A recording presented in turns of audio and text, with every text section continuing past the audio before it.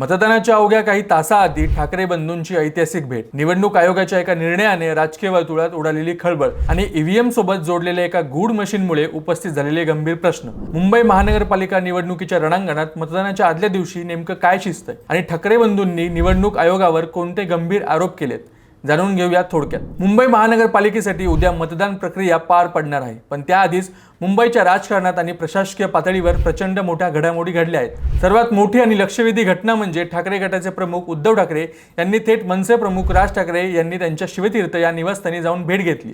एवढंच नाही तर दोन्ही नेते एकत्र मुंबादेवीच्या दर्शनासाठी रवाना झाल्याने युतीच्या चर्चांना उधाण आले. मात्र या भेटीसोबतच दोन्ही नेत्यांनी निवडणूक आयोगाच्या कारभारावर सडकून टीका केली आहे, ज्यामुळे उद्याच्या मतदानावर प्रश्नचिन्ह निर्माण झाले. या संतापाचं मुख्य कारण म्हणजे निवडणूक आयोगाने घेतलेला एक असाधारण निर्णय. सहसा प्रचार संपल्यानंतरच्या 48 तासात शांतता काळ पाळला जातो, जेणेकरून मतदारांना विचार करायला वेळ मिळेल. मुंबईत 13 जानेवारीला सायंकाळी 5 वाजता प्रचाराची मुदत संपली होती, तरीही निवडणूक आयोगाने उमेदवारांना घरोघरी जाऊन प्रचार करण्यास परवानगी दिली. यावर राज ठाकरे यांनी तीव्र आक्षेप घेतलाय. त्यांनी थेट सवाल केलाय की पत्रके वाटायला बंदी असतानाच उमेदवार घरी जाऊन काय करणार आहेत? ही मुभा केवळ पैसे वाटपासाठी दिली आहे का? सरकारला हवं तसं निवडणूक आयोग काम करत असल्याचा घणाघाती आरोप राज ठाकरे यांनी केलाय.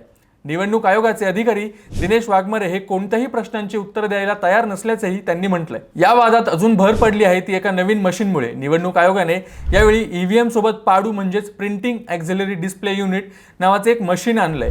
धक्कादायक बाब म्हणजे या मशीनबद्दल राजकीय पक्षांना आधी कोणतीही कल्पना देण्यात आली नव्हती. राजकारण्यांना विश्वासात न घेता किंवा त्यांना हे मशीन न दाखवता थेट मतदानाच्या दिवशी याचा वापर का केला जात आहे, असा सवाल ठाकरे बंधूंनी उपस्थित केलाय.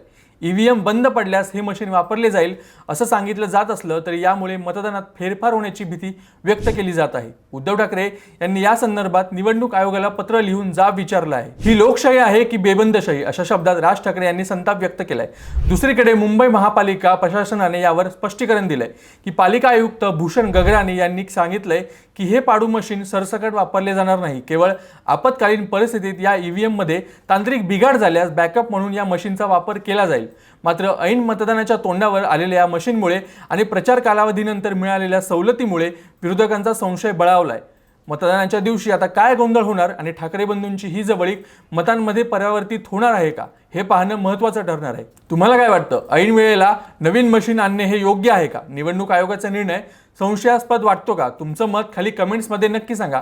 ही महत्त्वाची बातमी जास्तीत जास्त लोकांपर्यंत पोहोचवण्यासाठी व्हिडिओ शेअर करा, लाईक करा आणि नवनवीन राजकीय अपडेटसाठी आपल्या थोडक्या चॅनलला नक्की सबस्क्राईब करा.